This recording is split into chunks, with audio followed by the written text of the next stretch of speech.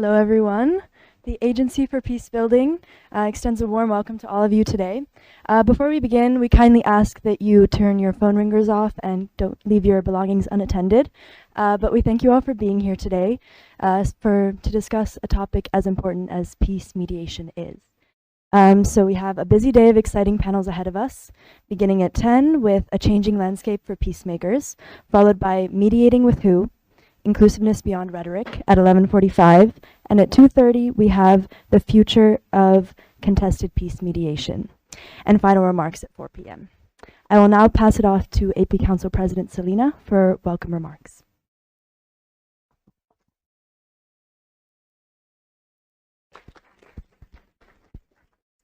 Thank you, Thea. Good morning, everyone. Thank you so much for being here. As Thea said, my name is Selena Del Felice. I'm the president of the Agency for Peace Building. It is, on behalf of the whole team, let me express how honored we are by your presence here today. So we warmly welcome you.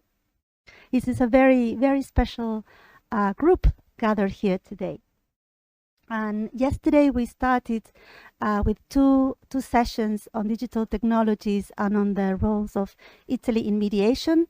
And this international conference is the third event. We also had the theater piece in the evening. So this international conference is the fourth event of the sixth edition of the Bologna Peace Building Forum.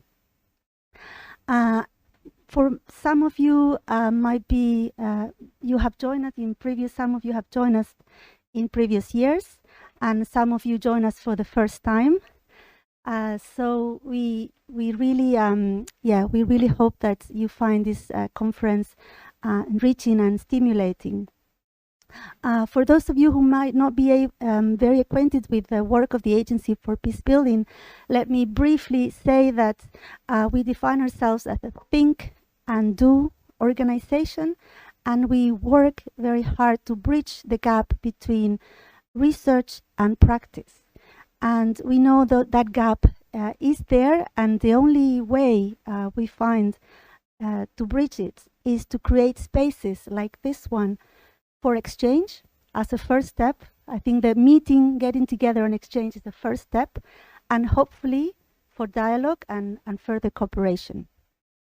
We are honored here by very special guests representing states. Like we have the honor of having Matari Machao, Minister Plenipotentiary of the Embassy of South Africa in Rome, representatives of civil society organizations, European institutions, think tanks specialized on this topic, students, members of parliament, not only many, of course, from Bologna, but from different parts of Italy, Europe, beyond. I see from Romania and from Kenya, Tanzania. So it is a very special group. I say it is special because we don't have so many opportunities of exchanging with colleagues struggling and facing the challenges of peace mediation, which is not easy. It seems always when you see it, yes, it seems grand, but we know the struggles of the everyday being stuck in the mud sometimes. And this conference has a very selected group of speakers with great experiences. They bring the knowledges and the wisdoms of the communities that they have worked with. So it's special in that sense, really specialized in peace mediation. And what I'm particularly thrilled about this program is that you will share not only your experiences and your lessons learned, which are treasures, really, really valuable treasures, because we hang on to those stories for hope. And that's the key issue we have. The key task of peace builders and mediators is to keep that hope alive when all the prospects are very dim. So I think that's what I'm I'm very looking forward to hearing your experiences, how you address those challenges. And in the last panel, we have a special session on future pathways. And so I invite you all to participate actively. And because the success of the conference is basically all of us will make it a success if we all take something with us at the end of the day. So I wish you a very stimulating and enriching conference in the space for the Q&A and also in the informal spaces, and feel free to reach out to any of us at the Agency for Peace Building for further information about the work we do or about the conference. You have in the probably in this brochure, I have QR with the access on the website to all the information about the conference and the 2 policy papers that were presented yesterday. So we really invite you to check them out. Without further ado, thank you so much for all the guests. And yeah, we wish you a fruitful and enriching conference. Thank you so much.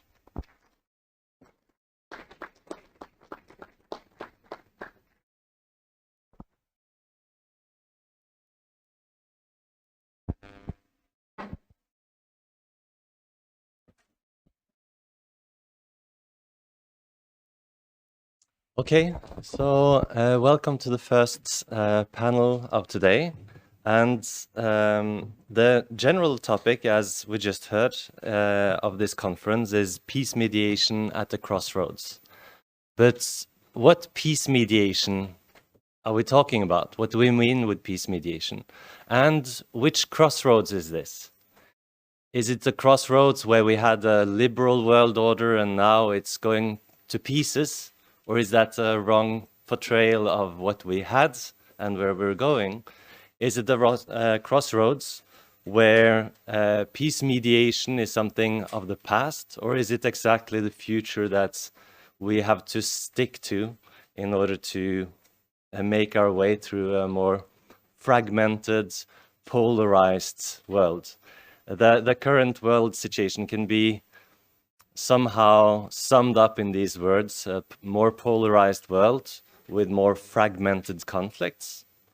And what does that mean for the field of peacemaking? So in this session on a changing landscape for peacemakers, we will not really go to this question from a very theoretical perspective, but from the perspective of practice. And I think that's the right way to take everyone into this topic, also for reflecting on more theoretical questions in this regard. And in order to do so, we have a fantastic panel of experienced practitioners, also, of course, with very solid academic understandings of these issues. We have with us Matari Mashal, who's Minister Plenipotentiary of the South African Embassy in Rome. She's former Chief Director of the South African Department of International Relations and Cooperation, which speaks very much to the topic. And she has, with a legal background, a rich experience from public service beyond the field of peacemaking, but also including it, right? So you can see also this crossroads a bit from the landscape in which the crossroads is situated. You will speak to the South African approach to mediation in the current landscape, also a bit against the history, as far as I know. And that's, of course, a very important and relevant history, operating at multiple levels of mediation. Then we have Jana Greve, Policy Officer at the Peace Mediation and Dialogue Support Team of the European External Action Service, and a PhD researcher specializing in transitional justice in Leuven's Institute of Criminology. She has extensive experience with mediation and dialogue initiatives, as well as transitional justice and local peace-building efforts. And she will speak to this topic from the perspective of the European External Action Service, a kind of a EU perspective, but also focusing then more on partnerships and various actors involved and opportunities in the current and future landscape. Lukshi Vimalaraja is a senior peace mediation advisor at the Berghoff Foundation with more than 20 years of experience from around the world in this field. So you have followed this field from kind of the post-Cold War optimism and the peace-building era through kind of the turn towards stabilization after 9/11 and war on terror, how that affected this landscape. And now, where are we now? You've worked on this both conceptually and practically, so I think you're perfectly situated for helping us grapple a bit with this, but based on your experience on this. And you will, in particular, reflect on normative dilemmas guiding peace mediation efforts in this current landscape. My name is Christoph Lidén. I have a strong interest in ethics in peace mediation and negotiations with a background in philosophy. And in that connection, I recently had a look at the latest report called Peace Talks in Focus from the Escola de Cultura de Pau. And just to give some numbers as a background, this report identified 45 peace negotiation processes around the world in 2023. Of course, all of those processes involve multiple levels and initiatives, so this number 45 should be taken with a, sense of irony. In Africa, you had 40% of these processes, followed by Asia and the Pacific with 23%, so 10 of them. America and Europe both have 6, so 13%, and the Middle East had 11%. So I guess Middle East is probably something we can just disregard these days. You're supposed to laugh. And then at least one third party was involved in the majority of these cases. So in 40 out of 45 in this that were studied in this report, there were at least one third party, but in almost all of them there were multiple. The list is quite long for many of these processes. And 17 of the cases had international negotiation actors, so were international conflicts or at least very internationalized civil wars. Some of those international processes overlapped with domestic processes, so the same conflict would have both a domestic and an international track. The report only identified 36 active armed conflicts during the same period. So with 45 processes, does that mean that 100% of active armed conflicts have ongoing negotiation processes? No, it's in their numbers, it's 19 of the 36 active that have ongoing negotiation processes. So that accounts for 53% of the cases. It means that there are many negotiation processes ongoing where there were no active armed conflicts in 2023. This speaks to the fact that sometimes you will have a cessation of hostilities, but then you negotiate for a political solution. And negotiations and conflict, it's not a linear process, It's often circular and with many different types of negotiations. You return suddenly to pre-negotiations and then you're back to fuller negotiations. So it's a messy, fragmented landscape of negotiation as well. Okay, so with this, I hope we have just some general ideas about the landscape. And I would now like to give the word to Ms. Matari Mashao to take us into this from the perspective of South Africa. Thank you. Thank you very much. Good morning. And I would like to start off by sharing greetings from my ambassador, who is unfortunately not able to be with us. And also to express words of gratitude from my country for the invitation and participating in this conference. I'm going to start off by giving a little bit of history about our country and the reason why we get involved in peacemaking processes And I am sure that some of you would know about most of the activities that South Africa has been involved in. We come from a very painful history. We had apartheid legislated, where majority of the people were obviously dispossessed. They were driven off the places that they regarded as homes for decades.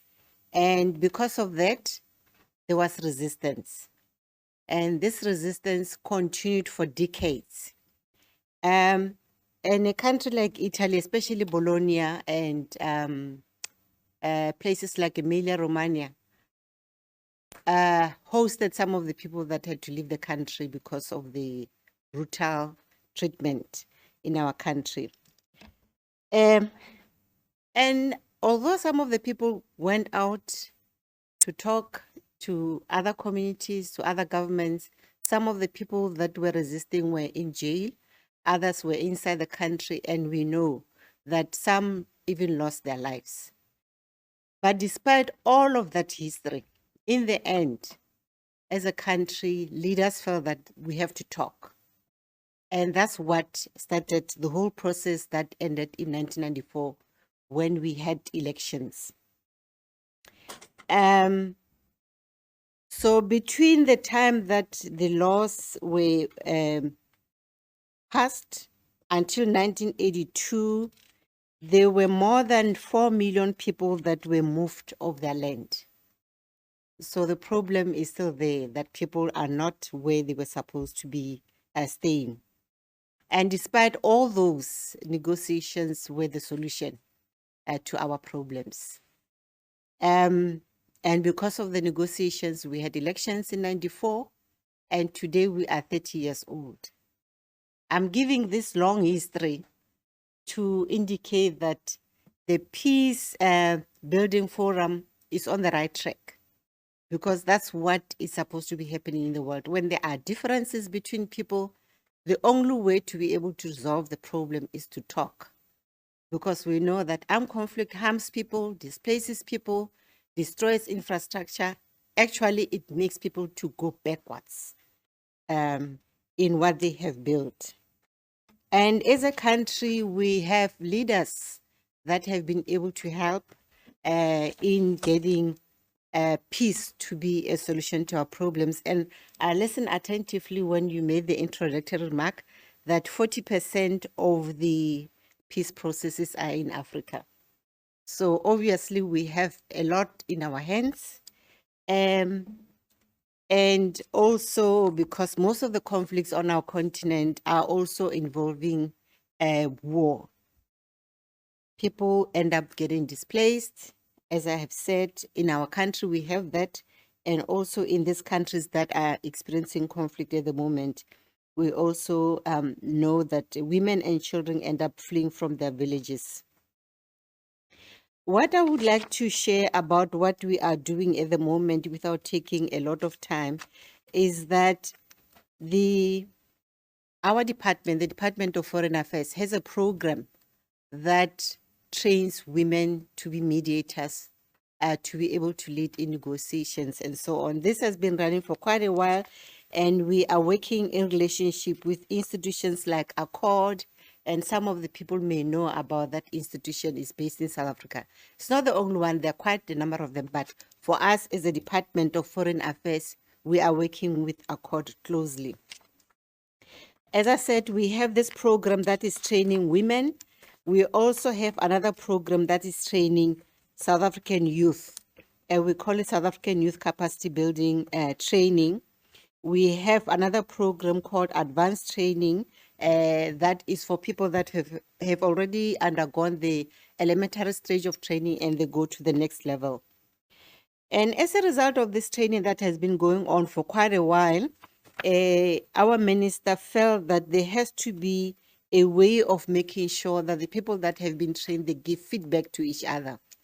And what we have discovered is that training does not necessarily have to be at the high level, it has to be at the grassroots as well.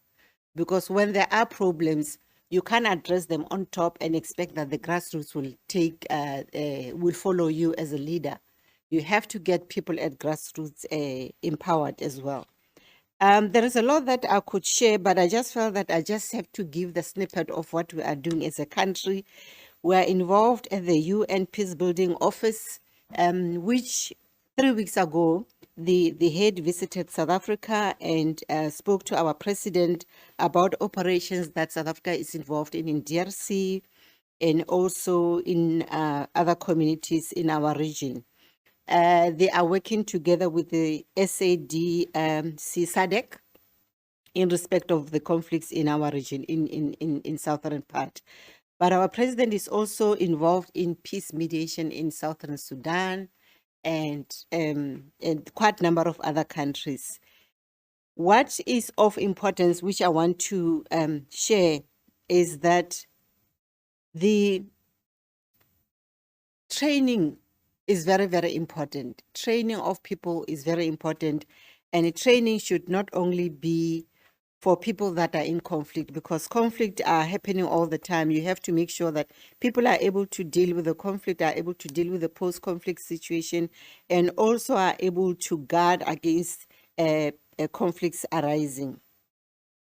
As I said, I have prepared quite a long speech. It was 8 pages long, but I'm trying to to leave time for us to be able to engage. Let me conclude by citing what Martin Luther King has said. He says, the ultimate measure of a man is not where he stands in moments of comfort and convenience, but where he stands at times of challenges and controversy. I thank you.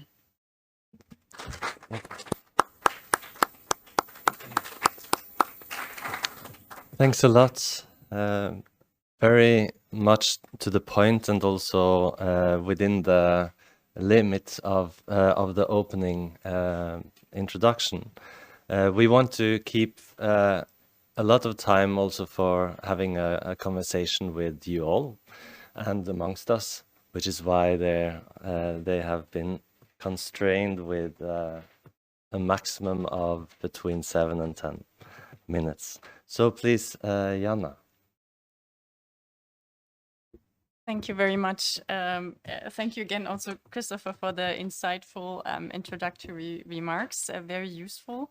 And thank you also again to the Alliance for Peace Building for the excellent organization of this pertinent event, and for allowing the space for discussions, and certainly thanks also to Johns Hopkins University for hosting us, and to Italy, because yesterday, as we heard, as an EU member state, it's also discussed its active and envisaged future role in peace mediation. And certainly it's a pleasure to be here on this panel with Lakshmi, a seasoned mediator, and actually I had the privilege of having her as a trainer in Track 1 peace mediation 10 years ago. So it's wonderful to be today together on a panel, and certainly Matari, as we heard, being herself a diplomat and from a country that has gone through a remarkable peace process and is nowadays engaged in inclusive peace mediation efforts on the African continent. So this panel is about the changing landscape for peacemakers. So first of all, I think it's also important to look at where we are coming from. And as the European Union, we were created as a peace project between nations that had previously opposed each other in 2 bitter world wars. And from these painful experiences rose one of the world's most successful political entities, which brought unprecedented stability and prosperity to its members and the populations. So the vocation to foster peace in Europe, its neighborhood, and the world is also laid out in the EU's founding treaties, as you know, and one can thus say it's part of the EU's DNA. Just as the respect for human rights, democracy, and the rule of law. And engaging for peace is certainly also in our own interest, because after all, we can thrive positively only when we live in a peaceful and stable neighborhood, and also in a peaceful world in which conflicts are solved ideally at a negotiation table and not only addressed by arms. So preventing violent conflict and building peace, including via peace mediation, remain core objectives of the EU's foreign and security policy. However, as Christopher also mentioned, in past years, the peace and security landscape underwent seismographic changes, one can say, and also drastic shifts in the geopolitical context. And what is really concerning about that is that we see a growing tendency of weaponization. Christopher mentioned the polarization and a weakening of cooperation and multilateralism. And at the same time, we face a dangerous mix of protected conflicts, new conflicts, a resurgence of interstate conflicts, as well as multidimensional drivers of conflict and violence and threats that are increasingly of transborder nature. And this growing complexity of the conflict environment is also reflected by an interrelation of civil wars with global and regional dynamics, the proliferation of non-state armed groups, including extremist groups and organized crime, and proxy wars. We heard yesterday about them, and there are a multitude of external actors that weigh in on national and local conflicts, often due to self-interest and by supporting one of the conflict parties for economic or geostrategic reasons.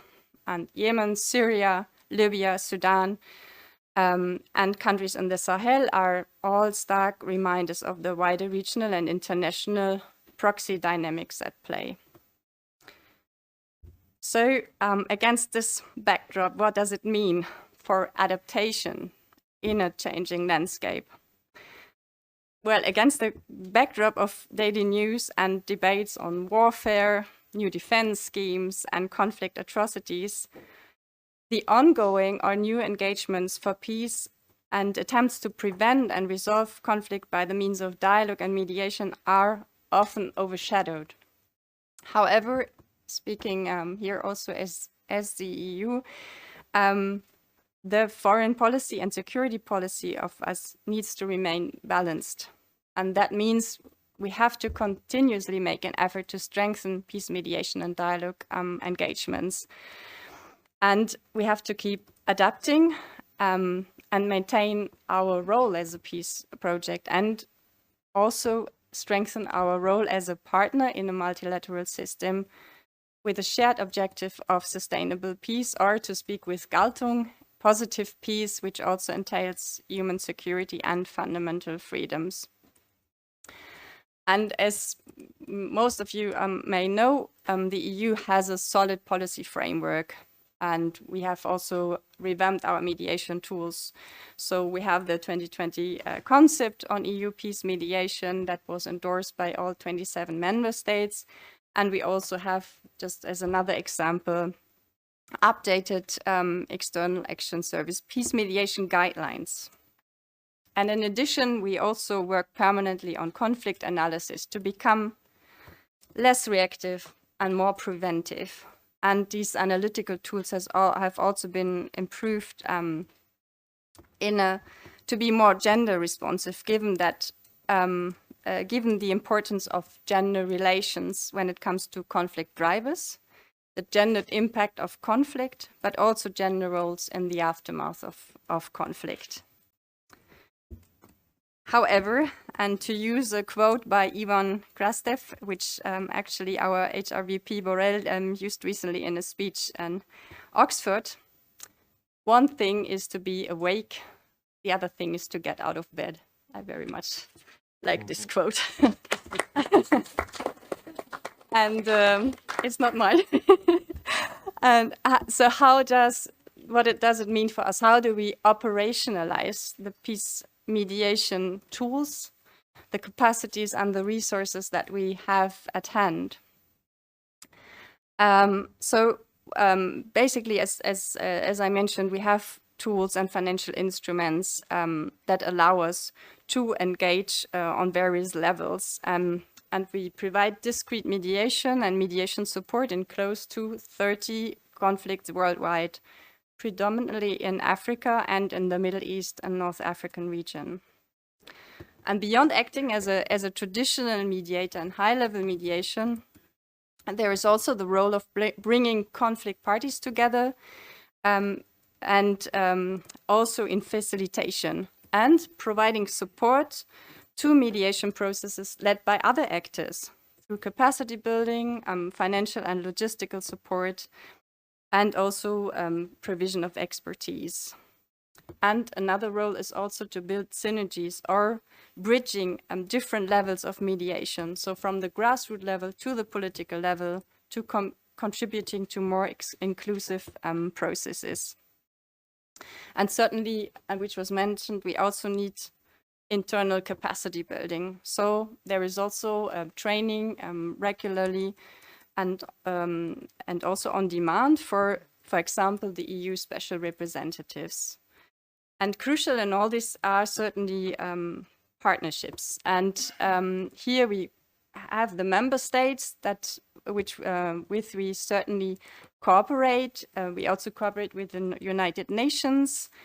We have a recent and are developing our mediation partnership with the African Union.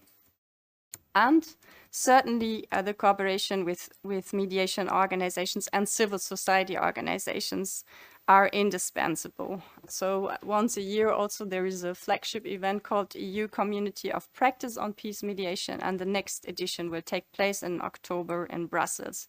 And this indeed is the opportunity also to give, for these organizations to give feedback to each other, but also for us to receive feedback, to improve our approaches, to receive constructive criticism. And we also try to make this event more inclusive, bringing in actors from different regions of the world with different backgrounds, and also to be to make it more gender balanced. Having panels, I think today is an extraordinary example also of the panel composition. Well, now we are a majority of women, but to find a balance throughout, but not only the gender balance in panels, it's also to bring in the experience of women, also women from regional women mediators networks. We have some of them here present today, and also engage them and seize their expertise on thematic issues. I'll close with concrete examples on EU peace mediation efforts, and I refer to two examples that I also work on. One is Sudan. Here, as you may know, the EU Special Representative for the Horn of Africa is certainly engaged, and when it comes to diplomatic dialogue, to support to the high-level mediation efforts. However, this is not the only support that the EU provides, bearing in mind the need for regional ownership for this conflict. So the EU has also supported the engagement of and bringing together civilian stakeholders from different backgrounds, women, men, youth, more experienced people from indeed different background, journalists, people who are engaged regarding the political process, to discuss together a pathway towards a political transition, a political inclusive process at one day, and also to find a common ground, all with the aim to end the violence in the country. And another example, which I think also reflects well the comprehensive support that the EU can give in countries, is Colombia. For example, here the EU is a long-standing partner for the Colombian peace process.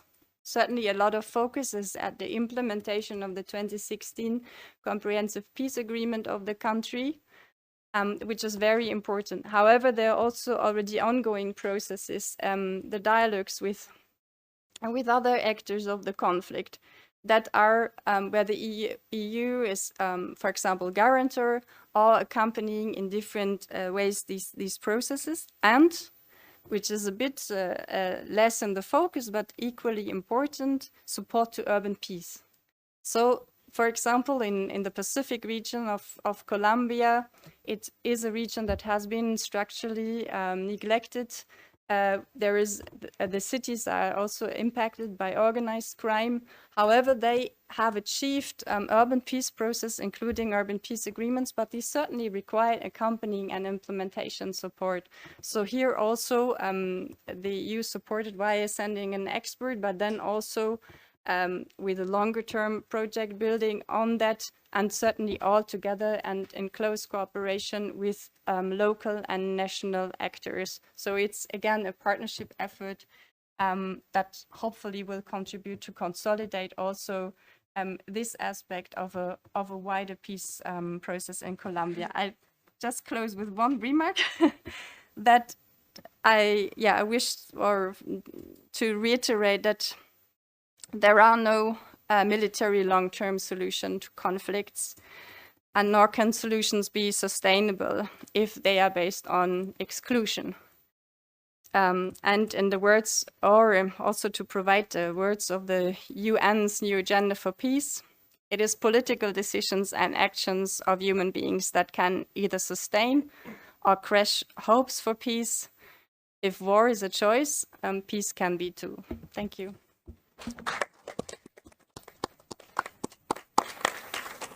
Thank you. Lukshi, let's go directly to you, please. Yeah, thank you very much. And let me also join my co-panelists in thanking the Agency for Peace Building for putting this together.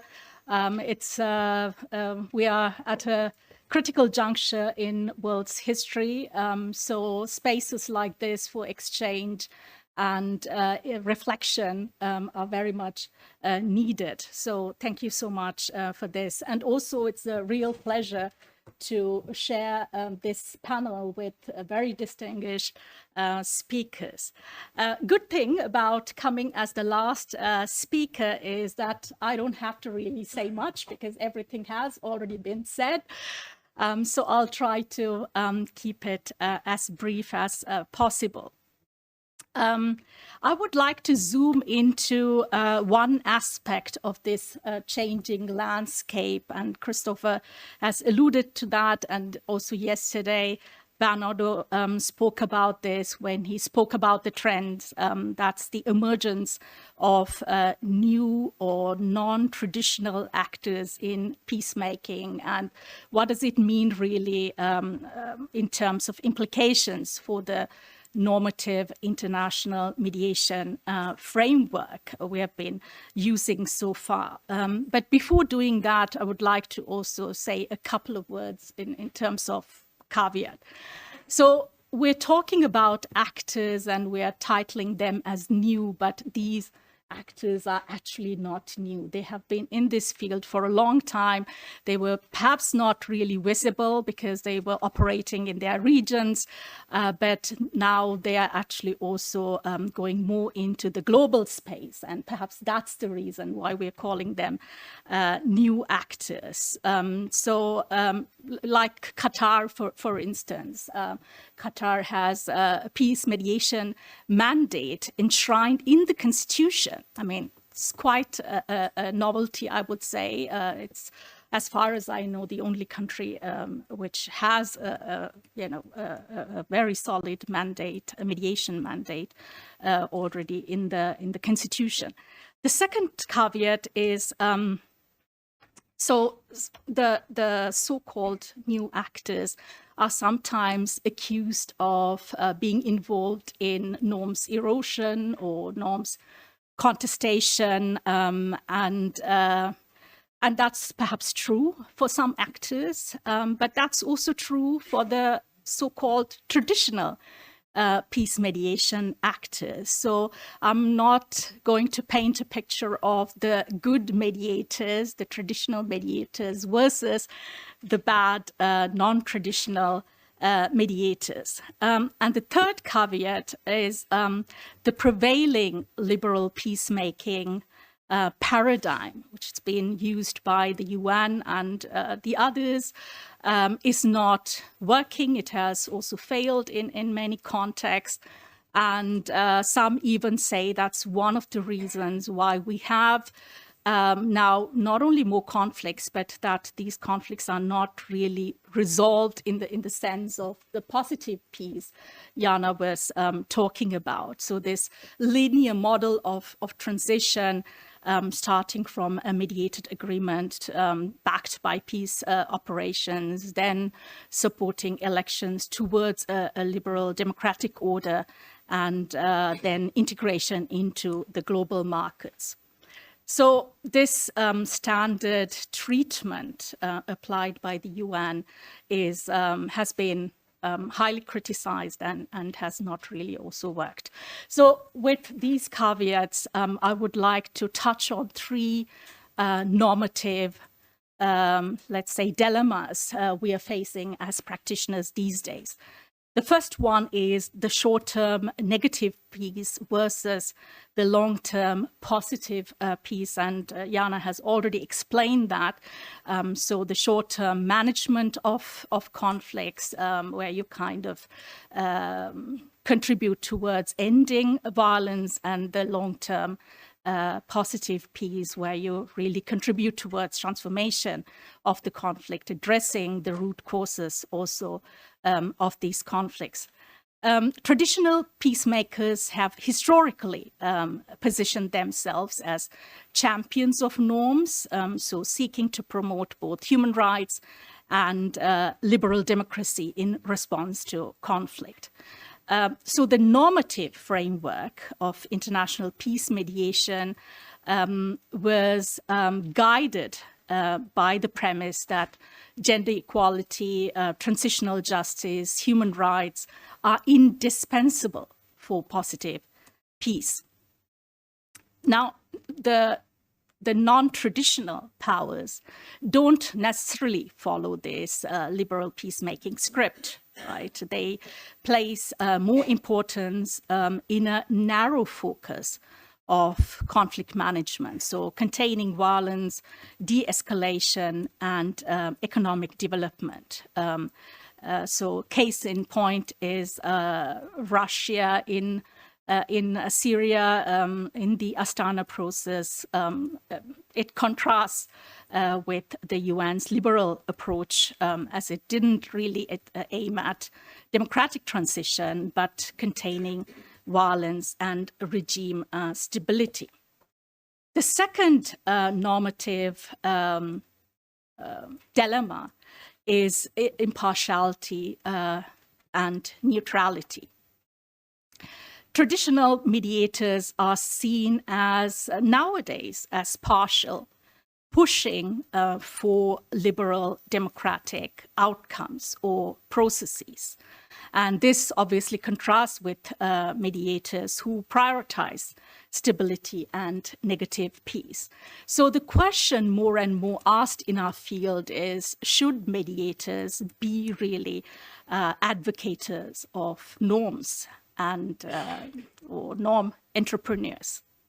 I will leave this for the discussion later on, because it's an interesting discourse we are having these days.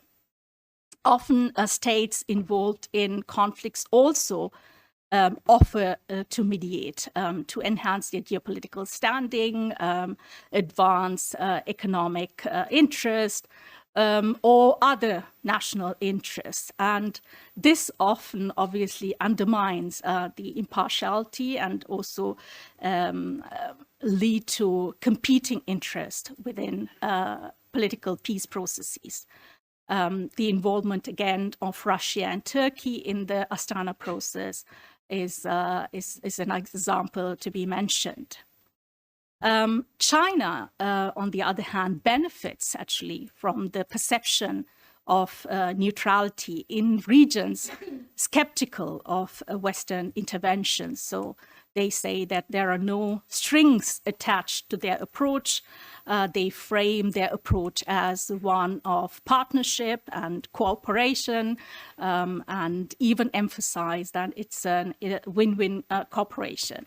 And they also emphasize, like we heard yesterday, that they don't have actually a colonial past, so there is an absence of colonial link. And so this is really favored by many states that are, let's say, resentful of Western-led financial architecture or political architecture.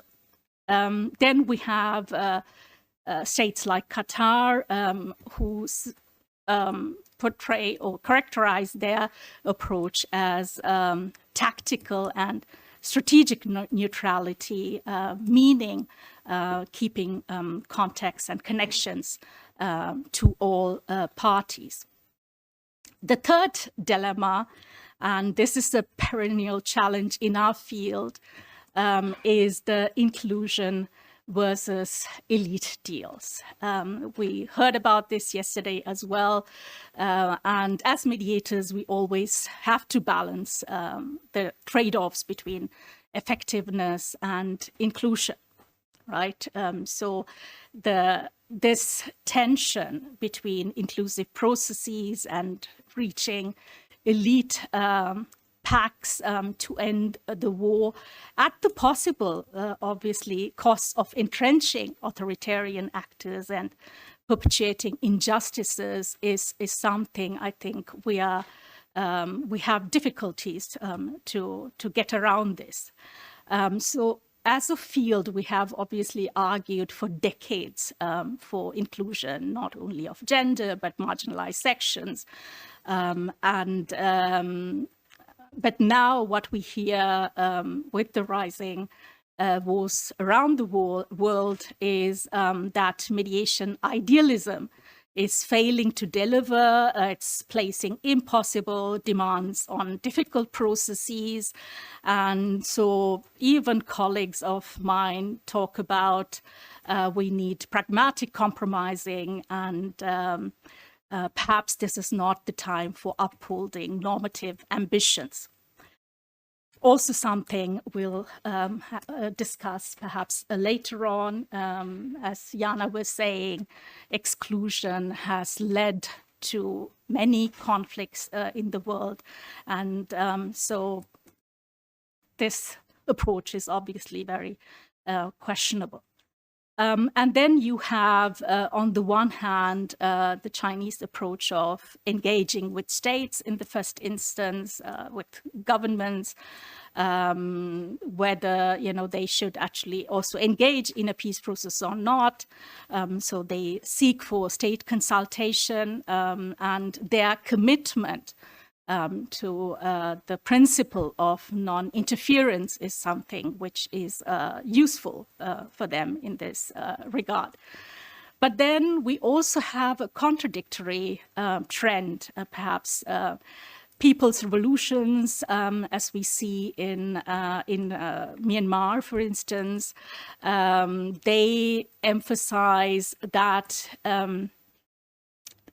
the military junta has to be excluded in the engagement. So they actually also want to have an exclusive process, excluding the non-like-minded. We heard yesterday why it is so important really to engage with non-like-minded actors. But what do you do in a situation when people say they actually don't want to negotiate with the junta, right? So yes, you do negotiate with your enemies, but what do we as mediators do when people actually reject that? So that's also a new situation. I think we'll have to deal with this. So, I mean, in general, I think in a nutshell, what we see is a general push towards a pragmatic approach as opposed to a right-based approach. But for me, pragmatism does not really mean, a value kind of neutral approach. So I think it's a bit of a false dichotomy between pragmatism and saying, you don't have to actually follow a principled approach. So what's the way out here? I think it's important, first of all, to understand this so-called new actors. Because I think they are not all the same.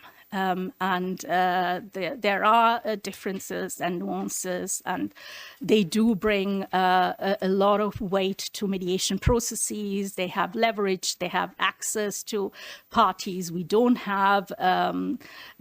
They also benefit from this perception of neutrality. And what we should not actually forget is they also have the financial means to engage in long-term processes.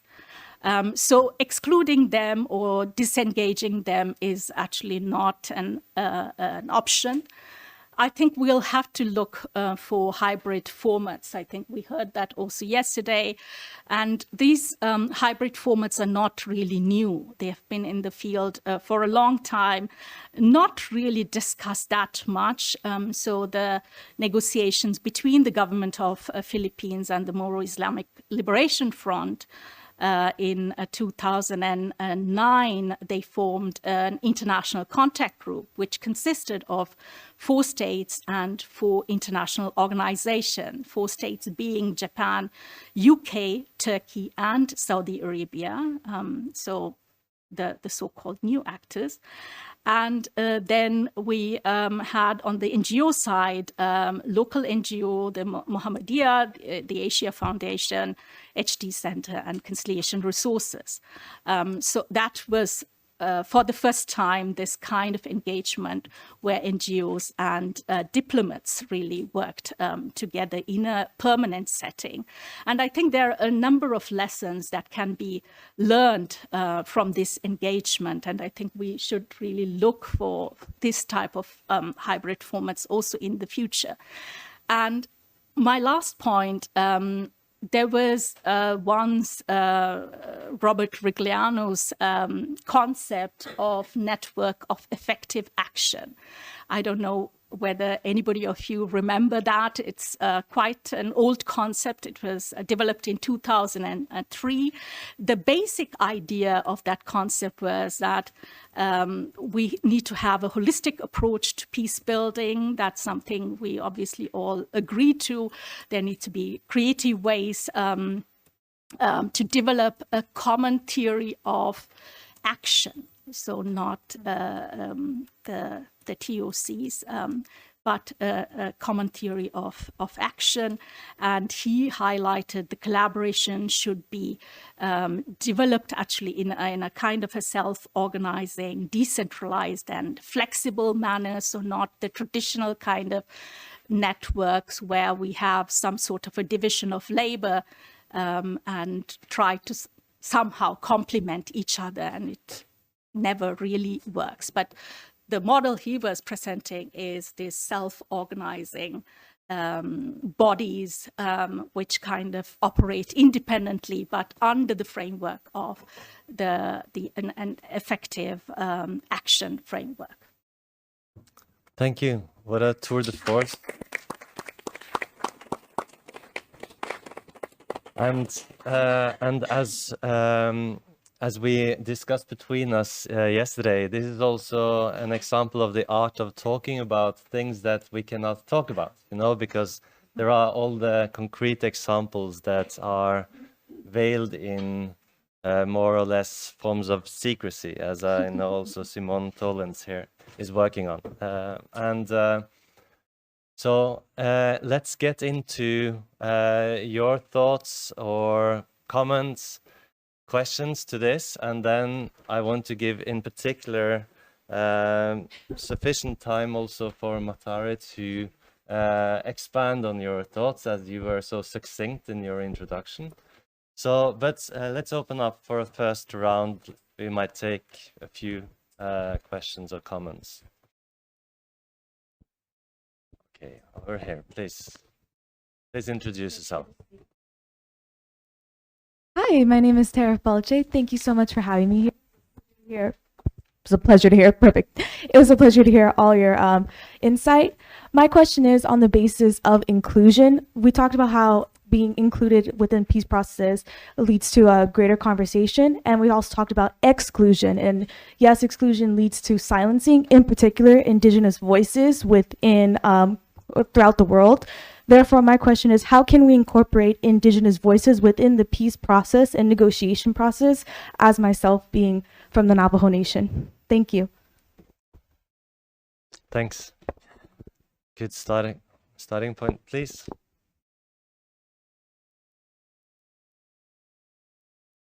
Thank you very much, Agnieszka Jarzewicz from Poland, Europe for Peace Foundation. Thank you, first of all, for your great insights. And my question is for all of you. So if you wish to focus on that question from your different perspective, I would very much appreciate that. And the question is, would you agree with me about a couple of observations? First of all, peacemaking capacities include capacity for self-reflection as a very minimum, let's say, at the very least, the capacity for establishing accurate diagnosis of a war's origins. Second, it's very difficult to see nowadays the willingness for exercising self-reflection in the Western world, understood as that part of the world which is inhabited by the countries of NATO and the EU. And if you agree that it is difficult to see a self-reflection, which is a source of double standards of those Western countries towards human rights standards, how can we overcome that trend? Thank you. Thank you very much. Okay, those are two excellent questions. I will take two more, please. Thank you. Hi, my name is Marco Menzer. I was formerly with NOREF, Norwegian Center for Conflict Resolution. Thank you very much for your presentations. I was tempted to try to engage with Lakshmi deep philosophical questions, but I think I'll probably leave it for a quieter place or something because it's so, sort of challenging now. Let me, no, I had a practical question for Jana Greve, and it's about the changing landscape, and I think it could also be interesting for a reflection from the Italian side. I was wondering whether you could elaborate a bit more about the kind of interaction and also the sort of fundamental thinking that went into the creation of the European Peace Institute, the Institute for Peace, and what kind of working relation it has with the EAS from a practical perspective again, because sometimes this is, you know, I know there are quite close interactions, but I'm asking this because in this, again, changing landscape, I think many countries, and Italy is also reflecting about that, are trying to figure out a way to engage in the field of mediation, maybe not directly, maybe in collaboration with other units. There has been a proliferation of different acts. So I was wondering whether you could be specific about this sort of collaboration. And actually, I sincerely hope that then we can go back to some of your questions as well, but we'll need some time to think about it. Thank you. Perfect, thank you. And the last question. Okay. Hi, my name is Mahbouba, and I have a question about the neutrality and also short-term negative peace and long-term effective peace, because what Qatar, you mentioned Qatar as a strategic tactics for neutrality. But what we saw in Afghanistan, it wasn't, I think it was like a very negative short-term peace, and I'm sure we will have a lot of more conflict in Afghanistan. So it's some countries, they just want to do something specific. I did my paper on Qatar mediation, and they just want to show that they are the best and the good one and never care about the civilians. That's a very important part. And also personal perspective and aspect that Khalilzad from the United States, he mentioned everywhere in academic situation that if there is a solution, it's me. And we saw the solution. I think we shouldn't only think about like personal confidence, and also, yeah, we are a country, we have a lot of strategic neutrality or whatever, but it's a very bad negative peace process that happened for us. And as a person from Afghanistan, I'm talking about a nation that was destroyed by a peace negotiation. Thank you. Thank you. Okay, a wonderful set of questions. Pick which you like.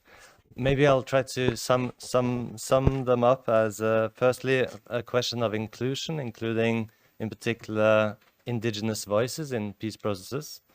Second, a sort of a trick question, which was whether self-reflection is needed in peacemaking, and provided that the answer is probably yes, whether the EU and NATO countries, the West, is currently showing that type of self-reflection, a challenge.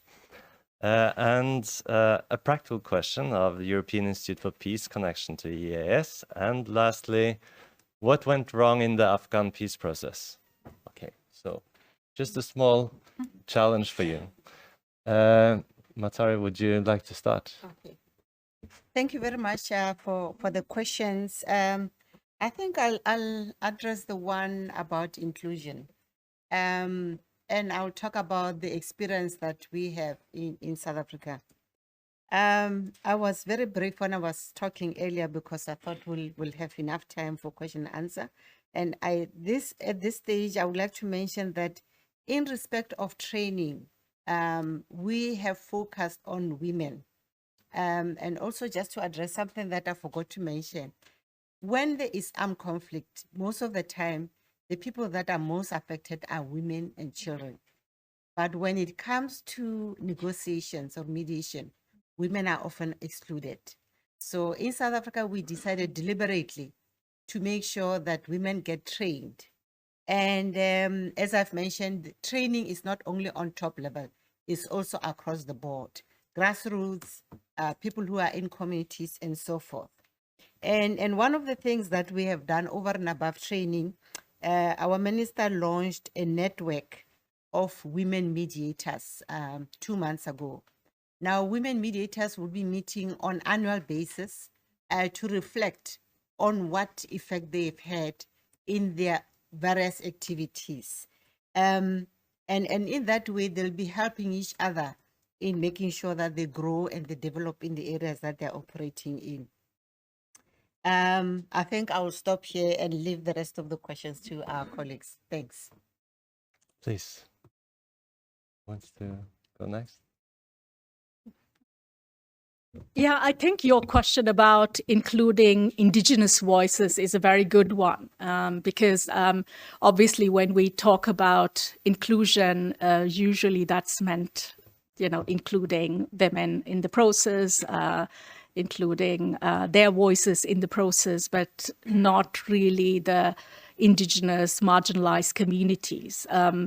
And one way of doing that is really to strengthen insider mediators in processes, because they bring in actually these, also indigenous experiences into the process. So I think also because international mediation is increasingly, unfortunately, failing.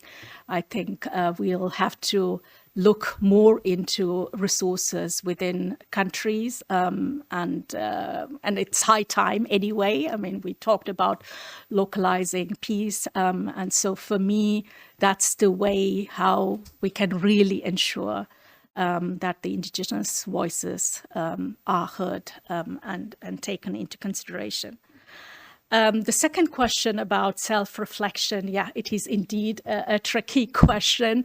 I think what you were trying to say is the inconsistency in policies, European countries, but also other countries, I would say, follow. And that is making also the work of, NGOs like us, who are perceived to be actually also actors from the global north, increasingly difficult, because obviously they associate us also with the countries, the Western countries. So I think, in the future, it's important to be consistent in the policies, because at the end of the day, mediation is about trust, right? Trust in the mediators, trust in the mediation process, and trust cannot be built if you are inconsistent in your practice, even though the rhetoric might be a bit different. The third one about about Qatar, what went wrong in the Afghan process? Yes, I think there were many things I think went wrong, and Qatar was not the only country. There were many countries, as you know. It was really a very crowded space in terms of mediators. And so I think we are all to be blamed for how the Afghan process ended in a disastrous manner. What I wanted to mention is the way Qatar sees its approach. So they call it tactical neutrality, and that is by maintaining relationships to others. We would call it perhaps, what is important is to have an equidistant, relationship to conflict actors, but they emphasize more the connections to the conflict actors. And I thought it's an interesting way of putting it. That's why I mentioned it. Thank you. Yes, very intriguing, very important questions by all of you. Actually, I will build on what Lakshmi just said regarding the question of perception and the question of being accused of double standards. I think the question of perception is certainly extremely important when it comes also to a role of being a mediator, because it also links to credibility and trust. If we are not trusted, if we have lost credibility or are accused of double standards, then we have to do something about it. We have to rebuild trust. We have to face also the criticism that comes to us, and position ourselves accordingly. And I think overall, perception play a crucial role, and that whichever actor it is, if there are hidden agendas that merely serve self-interests of mediators, they can hamper the processes. But also, if there are perceptions that linger in the background that are negative, they can also hamper a process. And I think especially given the current state of the world, we need to reflect this. And also, as the EU, for example, we are increasingly challenged. Member states are challenged because, and rightfully, because of colonial past, because of positioning vis-a-vis current crisis. So there needs to be a constructive debate, especially also with civil society organization about this. And And I think our HRVP recently also mentioned this, that being accused of double standards, also when it comes to calling something a war crime in one place, we need to call it the same when it happens somewhere else. So this, I'm quoting HRVP here. And then certainly when it comes to regarding your question of indigenous communities, it's, I think, a very important question, because it also links to the who do we allow to participate in processes. If we support or give financial means also to the realization of dialogue spaces, it is also important that the selection is not only gender balanced, but also incorporates participants from different backgrounds, from different ethnicities. And I think Colombia, again, is a good example where this was also a learning process, where gradually in the peace process, the indigenous also gained more voice. And it was then also reflected in the peace agreement, and is also nowadays reflected in a transitional justice process, for example, that also incorporates the special jurisdiction, indigenous jurisdiction. So I think different elements need to be considered for then also in the aftermath of a peace agreement to still guarantee that indigenous minorities have the possibility for their rights and voices to be incorporated also in policy making. Then regarding your question on the EIP, I have to be humble and say that I joined the External Action Service 1.5 years ago. I was not part of the creation process of EIP. Certainly, it's nowadays a important interaction actor for us. They provide analysis. They also, in several contexts, are engaged in a very important manner, and also certainly in a way that helps us to implement policies to carry forward priority setting when it comes to an approach to a conflict, in conversation also with our delegations on the ground, etc. However, it's not the only partner that the EU has. We have a strong engagement with mediation practitioners. So I would say it's an important partner, but there are also others, including also local partners, and that again also reflects to the question of inclusion. So we need to make sure also that we do not overprivilege actors at the expense of others.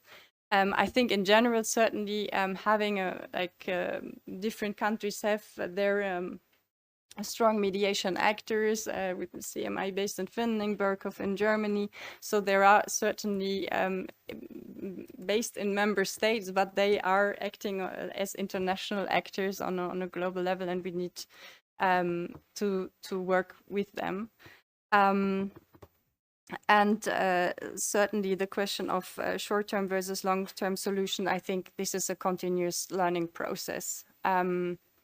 It definitely, there are so many lessons that we should learn from Afghanistan, and nowadays also to support, amongst others, the female voices in looking into ways on how to address the situation and make sure that this is not out of the visibility of the international community because there were failures. We have to address them and continue. Also, I think for the benefit of processes in other contexts. So I think, again, it comes to the question of also talking with which actors. I think here mediators are much better placed than, or active mediators much better placed than I am, but it comes down to this question on who do we engage with, who do we support to engage with different actors, and also which voices have not been sufficiently considered when it comes to processes that went on before, but which need to be considered on the way forward. Thank you. Wonderful, thank you. So we have the luxury of 10 more minutes and maybe 2 questions. Okay, I have 2 hands here, so please.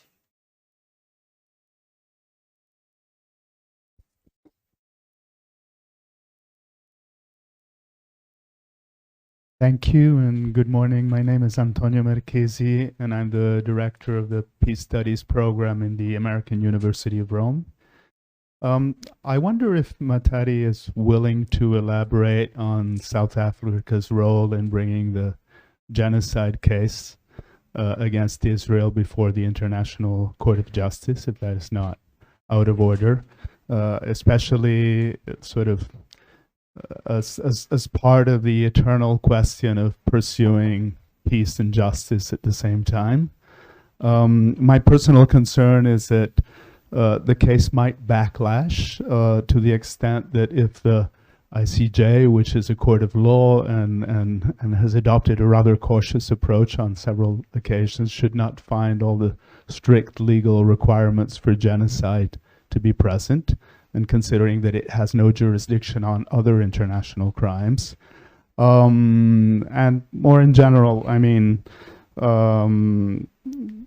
would you be willing to sort of comment on the case? Okay, so second question, please.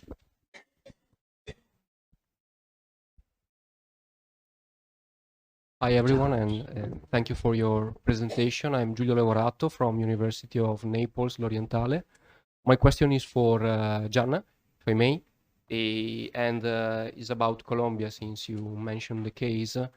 And as you know, President Petro recently changed his approach toward mediation, as some of these rebel groups, for example, the ELN or Estado Mayor Central, they don't have full control of all their blocks or units.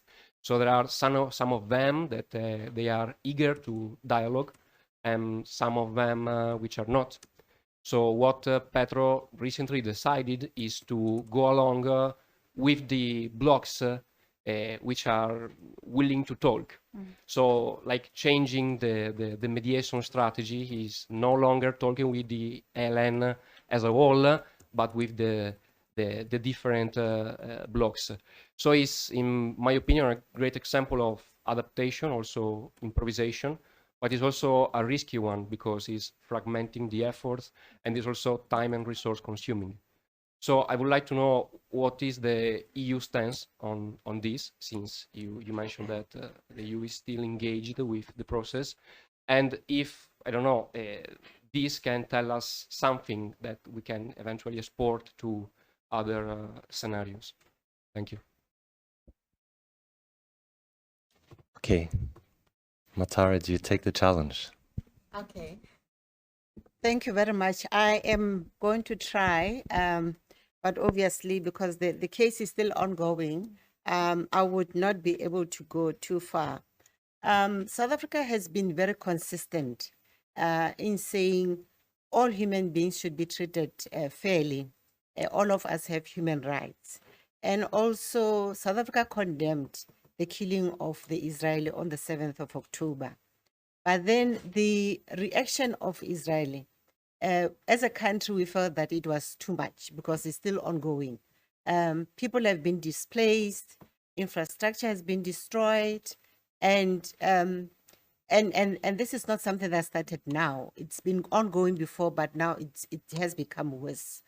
And that's why South Africa decided that this has to be taken to court. The arguments that have been presented is public knowledge. We don't know how it's going to end, but we have observed that there are quite a number of countries that are supportive of the action that has been taken by South Africa. And even civil societies in countries that have been condemning South Africa's action, we know that civil societies support what we have done as a country. So the short of it is that we are determined to go ahead. What the outcome is going to be, we don't know. But at least we have set an example that the experience of South Africans being killed, that's what I've said at the beginning, that we were killed. There was a law against us as the majority. That's more or less the same thing as what's happening in Palestine, although it's at a very, very massive scale. So we don't know what's going to be the answer, but whatever outcome is going to be, we are happy that we have taken that step to say we cannot watch a nation being wiped off. Thank you.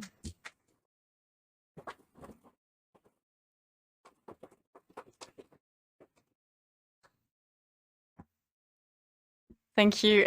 Thank you for the challenging question regarding Colombia, but very important one. I think Colombia is a very good example for the need for long-term commitment.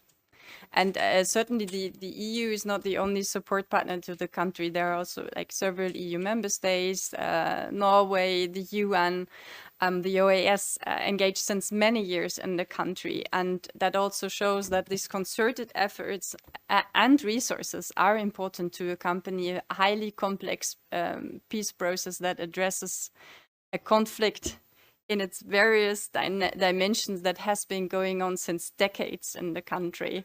So I think this, just as a baseline, indeed, it's about adaptation. So the EU also stays committed to supporting efforts for peace on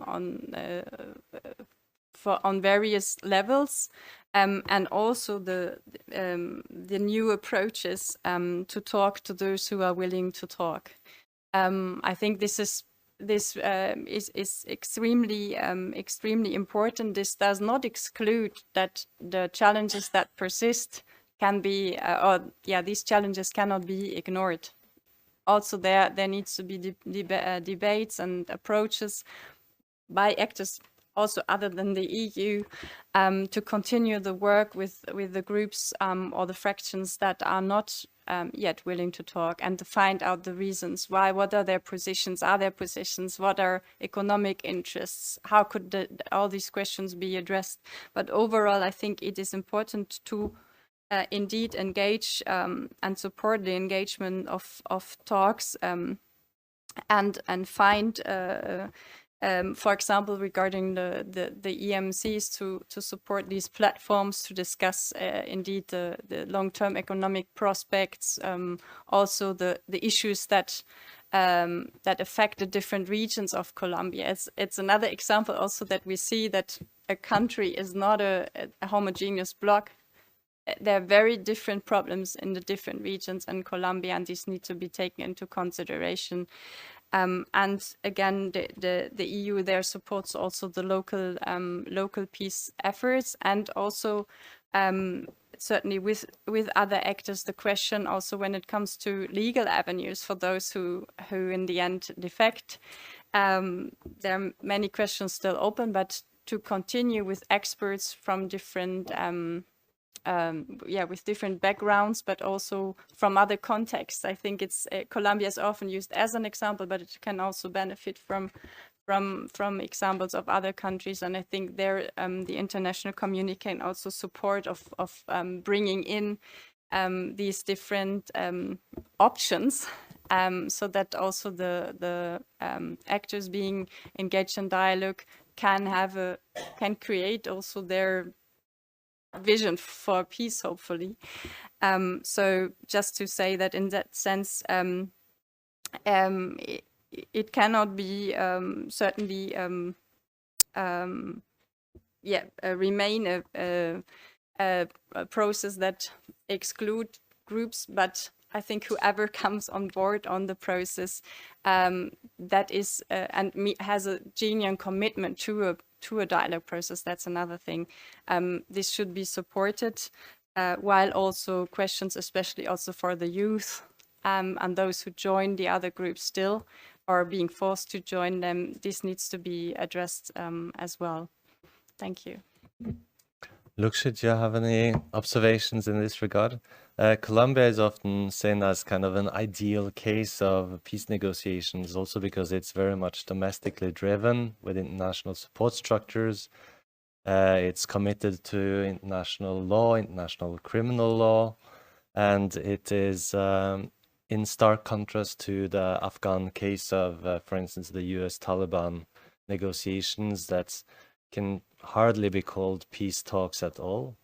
We have, for instance, the South Sudanese negotiations that involved al-Bashir, was, of course, at that point still indicted to the criminal court and acting as a mediator on the one side, Museveni on the other, mediating South Sudan. You know, that's quite a different type of mediation process. Would you call it mediation at all with your principles? You know, is it only the Colombian case that really lives up to an ideal, and it didn't have a mediator? So maybe the ideal is to have peace negotiations without a mediator. Yeah, I would wish that mediators are not needed anymore in conflicts.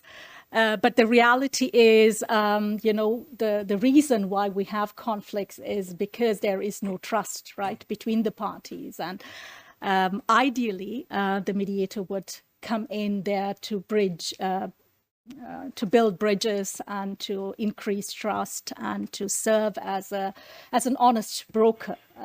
Yes, this is an ideal scenario, but it has worked also in other contexts.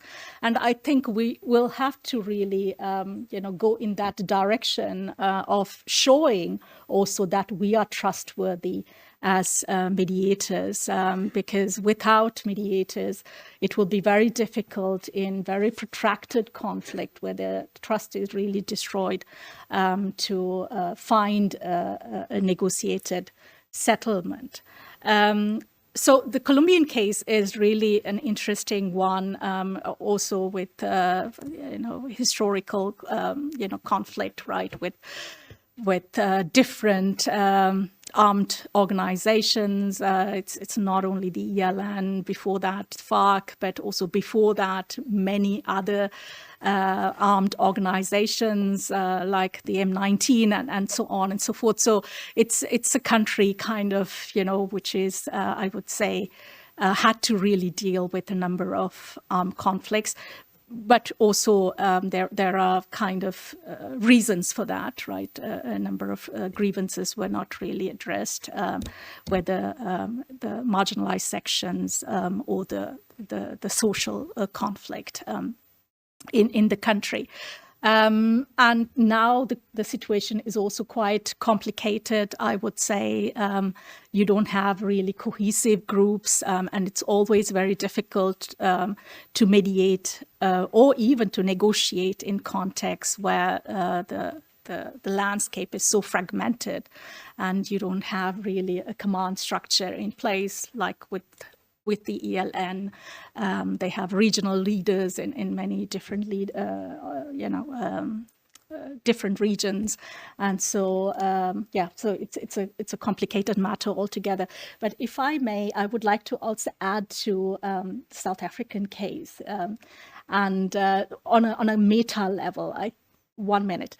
So what is really guiding also the South African approach is the principle of non-indifference, which is actually not really known that much in our field and also in our space. That's the non-indifference towards suffering of the civilians in the member states within the African Union. What we now, increasingly see is the principle of non-interference, the principle of territorial integrity. And I think we will have to look into also other norms, which is centered around the human security of civilians. Right. And there is a division of labor, so there is a role to the mediator, but that's not reducible to peacemaking in general. And in the coming sessions, we will also hear about the diversity of different aspects of peacemaking, also beyond the mediation landscape. I think this was a wonderful way into the topic. Just like the challenge of getting out of bed is also a challenge of getting back into bed in time, like I experienced yesterday. And on that note, I think we close this session. Thank you so much to the speakers.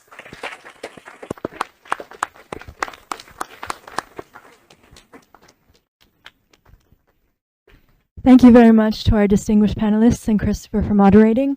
We'll now move to a 30-minute coffee break and reconvene here at 11:45. So please make your way out to the main lobby if you would like some light refreshments. Thank you.